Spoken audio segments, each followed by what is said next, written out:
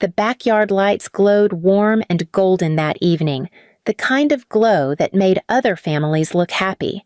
Music played from the speakers Dad had rented, laughter floated through the air, and my sister Ava twirled in her expensive pink dress as if she were the only thing worth celebrating. She probably was, in their eyes. I stood at the edge of the crowd, holding the paper plates Mom had thrown at me earlier. "You can at least make yourself useful, can't you?" she had snapped when I dared to sit down. So I passed out slices of cake, refilled drinks, and listened to them toast Ava like she'd just cured world hunger. 25 and engaged to a doctor, Mom bragged to the neighbors, her voice sugar-coated with pride. "She's everything we ever dreamed of." When someone asked where I was working now, Mom didn't even flinch. She answered for me, "Oh, she's doing whatever people without degrees do." Please subscribe to our channel and tell us in comments from where are you watching this video. I had a degree. I'd graduated 2 years before Ava, but I didn't get a party for it. I got silence. And debt. I glanced over to my little boy, Liam, sitting near the fence, playing quietly with a broken balloon.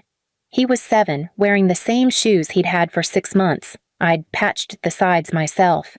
Every now and then, he looked up at Ava's cake and whispered, "It looks good, Mom." When I brought him a tiny corner piece, Mom noticed. "Hey, don't give him that," she barked. "He's not a guest."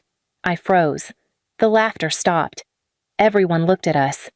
"Mom," I said softly, "he's your grandson." Her wine glass tilted slightly as she smirked. "He's your consequence. Don't mix him with family." Ava burst out laughing, clutching her fiancé's arm. "You heard her, sis? Family only tonight." My chest tightened. I set the plate down. "Fine, we'll go." But as I turned, Dad's voice cut through. "You'll go when we say you can go. You still haven't helped clean up." "I'm not a maid, Dad," I said, trembling but firm. Mom's smile vanished. Her eyes went dark, the kind of darkness I knew too well. "What did you just say?" "I said I'm not your servant. I came because you invited me." She laughed then, a hollow, ugly laugh. "You think you're invited here because we want you?" She waved her hand toward the fence. "Go stand there. You're making the guests uncomfortable." I thought she was joking until she grabbed my wrist. "Mom, stop!" I gasped, but she pulled me to the backyard fence, the wood biting into my back. "Hold her!" she ordered Dad. Before I could react, they tied my wrists loosely with one of the decorative ribbons. "There," Mom said, stepping back to admire her work. "Now you look like part of the decor," people whispered. Some laughed. I heard Ava's fiancé say, "Is this a joke?" Ava giggled and grabbed a piece of bread from the table. "Here you go, little animal," she said, tossing it at me. It hit my shoulder and fell to the grass. Liam started crying. "Stop! Don't hurt Mommy." Mom turned toward him, her expression unbothered. "If she didn't act like trash, we wouldn't treat her like it." Something inside me snapped, not like a scream, not a cry, but quiet. I stopped struggling. I looked right at her, straight into her eyes, and whispered, "I'll remember this." Mom leaned close enough for me to smell the wine on her breath. "Good," she said. "Maybe next time you'll learn where you belong." Dad finally untied me an hour later after everyone had left. I took Liam's hand, walked out the gate, and didn't look back. That night, I didn't sleep. I watched my son's chest rise and fall, my wrists still red from the ribbon. In the silence, I promised myself something. Not revenge in the poetic sense, but something more deliberate, something they'd never see coming. I thought about how much they valued appearances, how obsessed they were with reputation, money, and their precious family image. They'd humiliated me in front of people to protect that image. So maybe, I thought, it was time I used that obsession against them. I opened my laptop. Slowly, methodically, I began typing, searching, documenting, remembering every dirty secret they'd tried to bury. Dad's investment club that scammed neighbors, Mom's charity fund that was just her slush money, Ava's fiancé's fake credentials. Every file, every receipt, every transaction, all connected. By sunrise, I had everything I needed, and for the first time in years, I smiled. The next few weeks passed like a slow storm. I went to work each morning at the small diner near the highway, tying my hair back and faking smiles for customers while my wrists still showed faint red marks. Every time I washed a plate, I remembered my mother's laugh echoing in that backyard. Animals like you don't belong in this family. It looped in my head like a curse I was finally learning how to break. I didn't tell anyone at the diner what happened that night. Not even Carla, the older waitress who always slipped me free muffins for Liam. But one evening, after the last customers left, she noticed the tired way I was cleaning the counter. "You okay, kid?" she asked. I hesitated. "Just family stuff." She smiled softly. "The worst kind of stuff." Her words stayed with me as I rode the bus home, Liam asleep against my arm. I didn't cry anymore. I was past that. The humiliation had burned too deep, turned into something else. Focus. When I got home, I pulled out the old laptop again. My father always thought I was too stupid to understand his business, but I'd helped him type reports for years when I was younger. I knew his passwords, his backup emails, his hidden folders labeled miscellaneous invoices. The kind of arrogance that only a man like him had. He thought no one could outsmart him. Within days, I pieced together enough evidence of how he'd been borrowing from neighborhood investment pools, moving cash into an account under Mom's name. They'd used that money to fund Ava's engagement party, her car, her vacation, all while Mom told me to pay my own way. I didn't plan to go to the police. That would make me like them, petty, public, predictable.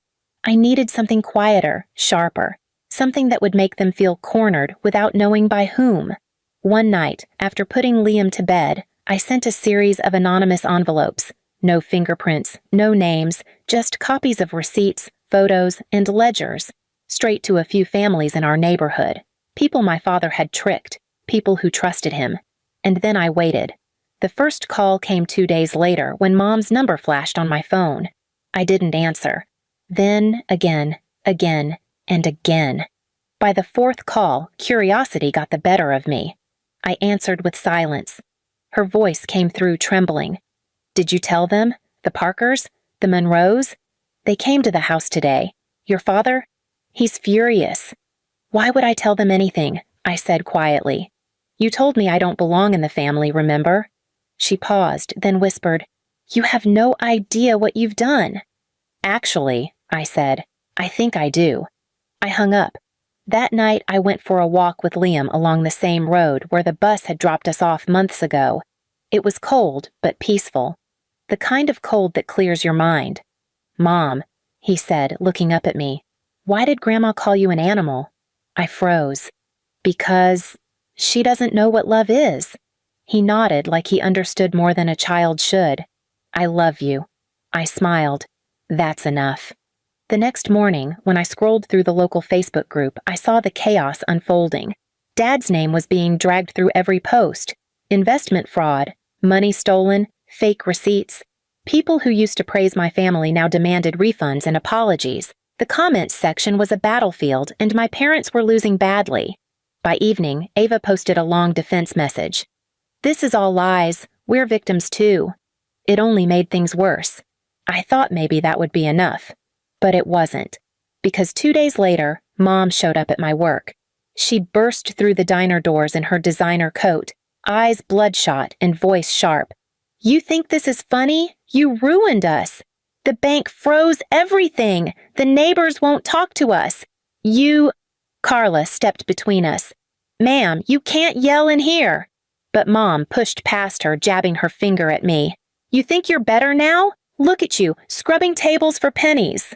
The entire diner had gone silent. I stared at her, every word digging deeper.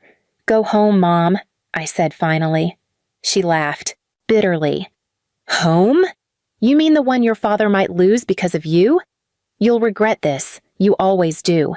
She left, slamming the door behind her. Carla came over and touched my shoulder gently. "You don't have to explain anything," she said, but I wanted to. I wanted someone, anyone, to understand that this wasn't about money. It was about dignity, about watching my parents destroy every ounce of it I had. and finally taking it back. A week later, I drove by their house at dusk. The windows were dark, the mailbox overflowed with unopened letters, and parked in the driveway was a foreclosure notice nailed to the post. I should have felt satisfied, but instead I felt a strange stillness, because I wasn't done yet. Not until I saw them face me, not until they knew it was me, the animal they'd mocked, who tore down the walls of their perfect little kingdom. So I waited for the right day. Ava's rescheduled birthday party, the one my parents insisted they'd still host to prove the rumors wrong. I smiled to myself. Perfect. The night of Ava's new birthday celebration came faster than I expected, and yet I had been preparing for it all along. It was supposed to be a fresh start, according to Mom's desperate Facebook post. A little family gathering to remind everyone that the Thompsons rise above gossip. The audacity of it made me laugh. They'd lost nearly everything, their savings, their credibility, their spotless social reputation, but still thought a glittery cake and a few smiling pictures could erase what they'd done. That night, I stood across the street from their house, clutching Liam's small hand. The place didn't look like it used to. The once white fence was now unpainted and chipped. The porch light flickered weakly. Even the banner on the gate sagged, reading, "Happy 26th, Ava," like the universe itself had grown tired of pretending. I'd told myself I wasn't going in, that I'd moved on, but the truth was, part of me needed to see it, not for revenge anymore, but for closure, for proof that I wasn't the broken girl tied to a fence anymore. "Mom," Liam whispered, tugging my sleeve, "are we going to the party?" I knelt beside him. "Not the way they think." Inside, I could hear laughter, thinner now, forced. I waited until a group of guests walked in, then followed quietly behind them. No one stopped me. No one even looked at me twice. To them, I was just another guest. The backyard was lit with cheap string lights, and the air smelled faintly of burnt barbecue. Ava stood near the cake, wearing a dress that was 2 sizes too small and a smile that didn't reach her eyes. Mom fluttered around her like a dying moth, her makeup caked on to hide exhaustion. Dad stood near the cooler, red-faced and tense, pretending not to see the neighbors who avoided his gaze. It was pathetic. I slipped my phone from my pocket and hit record. Not for the internet, not for exposure, but for me. I wanted to remember their faces when it all came full circle. I waited until Mom spotted me, her face drained of color. "You—" Before she could finish, Ava turned. Her jaw dropped. "You have some nerve showing up here." The guests froze. Someone whispered my name. I smiled, calm, polite. "Relax, I'm not here to fight. I just came to drop something off." I placed a manila envelope on the table beside the cake. "What's that?" Dad demanded, his voice hoarse. "Copies," I said simply, "of the loan agreements you signed using your clients' names. I figured you'd want to see them before the bank does." Gasps rippled through the yard. Mom lunged forward, hissing, "You think you can ruin us again? After everything?" I tilted my head. "I'm not ruining you, Mom. You did that yourself when you tied your daughter to a fence and laughed." The silence that followed was suffocating. Ava's fiancé, the same man who'd thrown money around like confetti at her last party, stepped back, frowning. "Is that true?" he asked quietly. Mom's lips quivered. "She's lying." "She's not," Dad interrupted suddenly, his voice cracking. "You did that. You went too far, and now look at us." The admission stunned everyone, even me. For the first time in my life, my father looked small. Not angry, not intimidating, just broken. Mom slapped his arm. "Don't you dare blame me! She started all this!" Ava burst into tears, mascara streaking down her cheeks. "You promised none of this would get out," she screamed at them. I turned to leave. I'd seen enough. But before I could walk away, Mom shouted after me, "You'll regret this. You think anyone will ever love you after what you did?" I turned back slowly. "Love me?" I said, my voice calm. "Mom, I stopped wanting love from you the day you tied my hands." I reached down and took Liam's hand. He looked up at me, smiling. No fear, no confusion, just quiet understanding. "Let's go home," I whispered. Behind me, the chaos grew. Voices rose, arguments exploded, people whispered. The fence I'd once been tied to stood in the corner of the yard, rotting, half broken. I stopped for one last look, not out of pain, but pride. That fence was no longer a symbol of my shame. It was the monument to theirs. As we walked away, the faint sound of Mom's crying reached my ears. For the first time, it didn't hurt. It didn't mean anything. It was just noise. Liam squeezed my hand tighter. "Mom," he said softly, "can we get cake on the way home?" I laughed. "Yeah, baby. Let's get a big one. Ours." We walked down the dark road, streetlights flickering above us. I didn't look back again. The house behind me, the one that used to define my worth, was nothing but a shadow now, and for the first time, I wasn't the one standing outside the fence. I was free. Please subscribe to our channel and tell us in comments from where are you watching this video.